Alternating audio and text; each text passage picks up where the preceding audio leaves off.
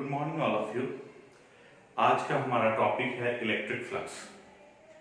Electric flux क्या होता है? Numbers of electric lines passing through the area is called electric flux. किसी भी एरिया से जितना इलेक्ट्रिक लाइंस नॉर्मली पास करता है, नॉर्मली ये जो इलेक्ट्रिक लाइंस पास कर रहा है, इसी को क्या बोलते हैं? इलेक्ट्रिक फ्लक्स बोलते हैं। किसी भी एरिया से जितना numbers of electric lines pass करता है normally, that is called electric flux. It is denoted by phi. इसको किससे से डिनोट करते हैं? फाई से। इलेक्ट्रिक फ्लक्स क्या हुआ? इलेक्ट्रिक फ्लक्स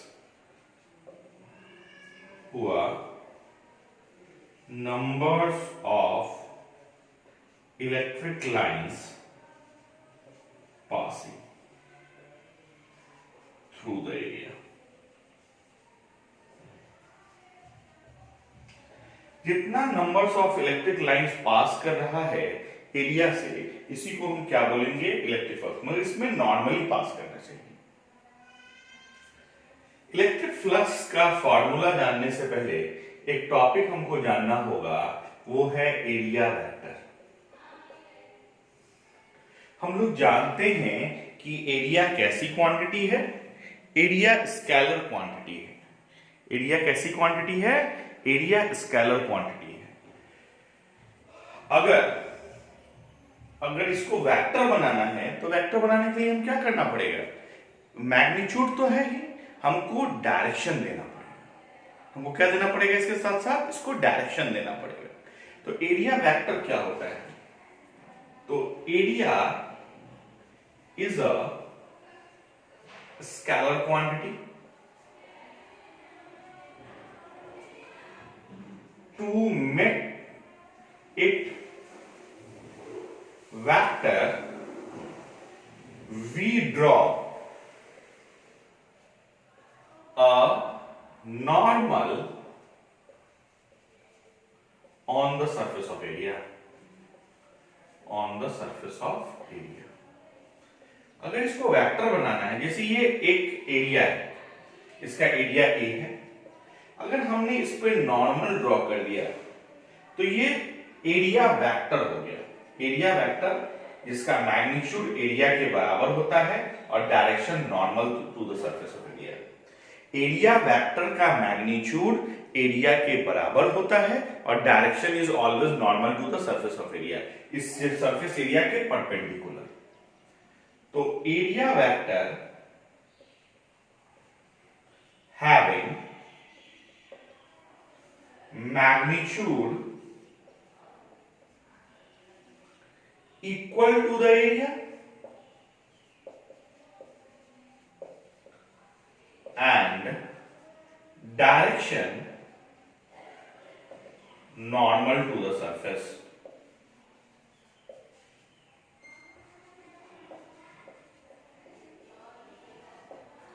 एरिया वेक्टर का मैग्नीट्यूड एरिया के बराबर होता है और डायरेक्शन हमेशा सरफेस के नॉर्मल होता है।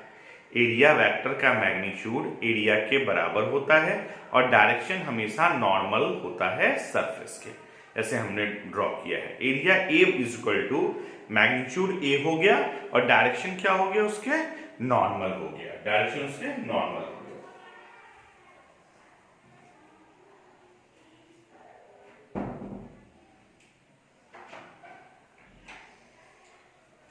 तो ये एरिया वेक्टर का कॉन्सेप्ट आ गया, आपका समझ में आया होगा आपको। अब हम लोग इलेक्ट्रिक फ्लक्स के फॉर्मूला पे चलते हैं कि इलेक्ट्रिक फ्लक्स का फॉर्मूला क्या होता है।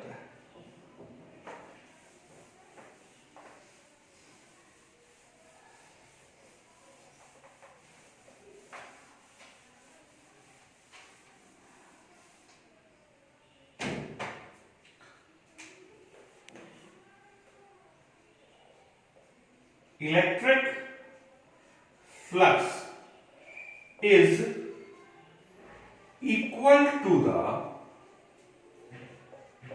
product of magnitude of product of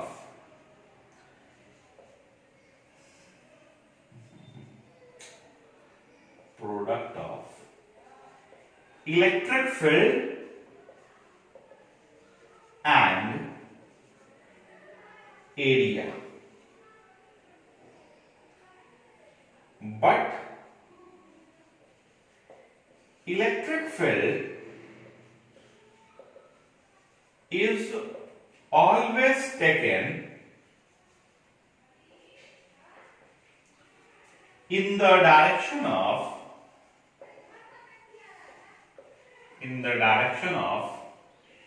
area vector. Electric flux जो लेते हैं वो हमेशा किसके डायरेक्शन में लेते हैं? एरिया वेक्टर के डायरेक्शन में लेते हैं। जैसे ये एरिया हुआ, इस पे इलेक्ट्रिक फील्ड लाइंस ये हैं, तो इलेक्ट्रिक फील्ड का डायरेक्शन ये है। एरिया पर हमने नॉर्मल ड्रॉ किया, तो एरिया वेक्टर का डायरेक्शन ये है, एरिया ये है।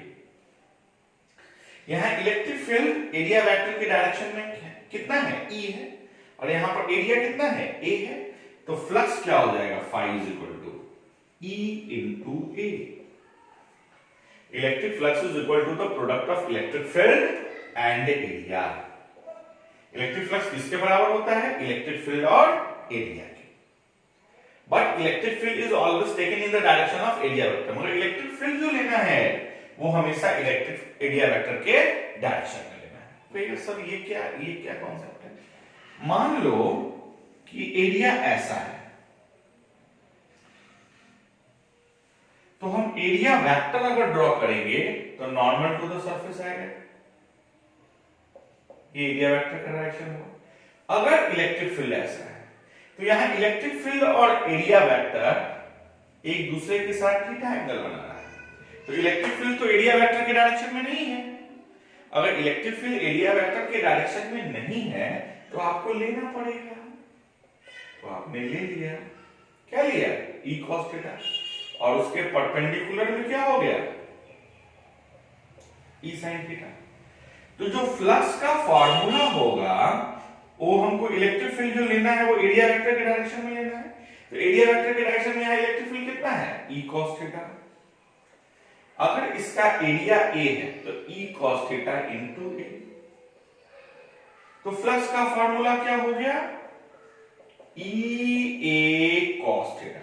तो फ्लक्स का फॉर्मूला यहां आ गया E डॉट A। मतलब इलेक्ट्रिक फील्ड और एरिया वेक्टर का डॉट प्रोडक्ट, इलेक्ट्रिक फील्ड और एरिया वेक्टर का डॉट प्रोडक्ट किसके बराबर? Electric flux. यहां अगर इलेक्ट्रिक फील्ड एरिया वेक्टर के डायरेक्शन में है तो इलेक्ट्रिक फील्ड इनटू एरिया। अगर डायरेक्शन में नहीं है तो हमको इलेक्ट्रिक फील्ड वही लेना है जो एरिया वेक्टर के डायरेक्शन में हो। तो यहां एरिया वेक्टर के डायरेक्शन में इलेक्ट्रिक फील्ड कितना है? E cos theta. तो E cos थीटा, एरिया कितना है? A, तो A E A cos theta. हम फार्मूला जानते हैं A डॉट B का, A B cos थीटा होता है। तो E डॉट A का फार्मूला क्या हो जाएगा? E A cos theta. तो यहां हो गया E dot A E A cos theta या E A cos थीटा। तो एक डेफिनेशन और आ गया यहां पे। क्या है इसका डेफिनेशन? कि dot product of electric field and area vector, dot product of electric field and area vector, electric field और एरिया वेक्टर का डॉट प्रोडक्ट इलेक्ट्रिक फ्लक्स के बराबर होगा। तो एक डेफिनेशन हम यहां पे इसका लिख सकते हैं, क्या लिख सकते हैं? कि डॉट प्रोडक्ट ऑफ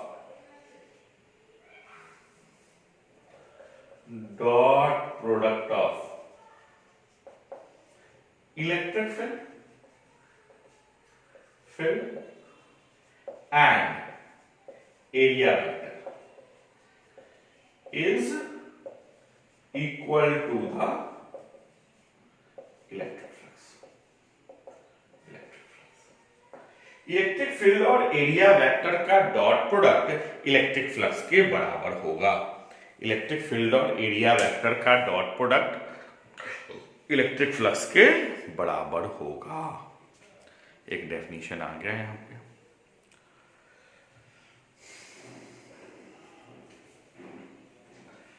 अब आगे इसका यूनिट डायमेंशन देखते हैं।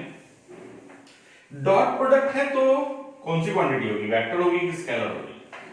तो हमने पढ़ा है डॉट प्रोडक्ट को हम स्केलर प्रोडक्ट कहते हैं और क्रॉस प्रोडक्ट को हम वेक्टर प्रोडक्ट कहते हैं। कि अगर यहां पर डॉट प्रोडक्ट आया हुआ है तो इसका मतलब ये स्केलर है, अगर यहां क्रॉस आया रहता तो ये वेक्टर होता। तो इलेक्ट्रिक फ्लक्स कौन सी क्वांटिटी हो जाएगी? Electric flux is a scalar quantity.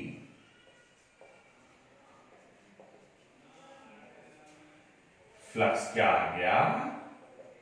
E dot A. अगर छोटा सा हमने एरिया लिया है, मान लीजिए यहां पे हमने छोटा सा एरिया लिया है ds, इलेक्ट्रिक फील्ड ई है, तो फ्लक्स का फॉर्मूला इंटीग्रेशन के फॉर्म में आएगा E dot ds। E dot ds मतलब छोटा सा एरिया लेंगे और उन सभी को हम अगर हम जोड़ दें तो टोटल फ्लक्स के बराबर हो जाएगा। और एडिंग का काम कौन करता है? एडिशन कौन करता है? इंटीग्रेशन। तो E डॉट ds यहां इंटीग्रेशन के फॉर्म में लिख सकते हैं। अगर इसकी यूनिट की बात करें तो इलेक्ट्रिक फील्ड का यूनिट क्या होगा? Newton per coulomb. और एरिया का यूनिट क्या होगा? Metre square. तो newton metre square per coulomb. तो इसका यूनिट क्या हो गया? Newton metre square per coulomb. Newton per coulomb इसका यूनिट हो गया, एरिया का यूनिट हो गया मीटर स्क्वायर। अगर फॉर्मूला कॉस थीटा का कोई यूनिट होता नहीं है तो newton metre square per coulomb. अगर हम डायमेंशन की बात करें, न्यूटन मतलब फोर्स, फोर्स का डायमेंशन क्या होता है? mL/t-2। कूलम मतलब चार्ज, चार्ज का डायमेंशन क्या होता है? AT। ये हो जाएगा मीटर है तो L स्क्वायर। अगर आप इसको सॉल्व करेंगे तो m L का पावर 2 और 1, L का पावर 3, T का पावर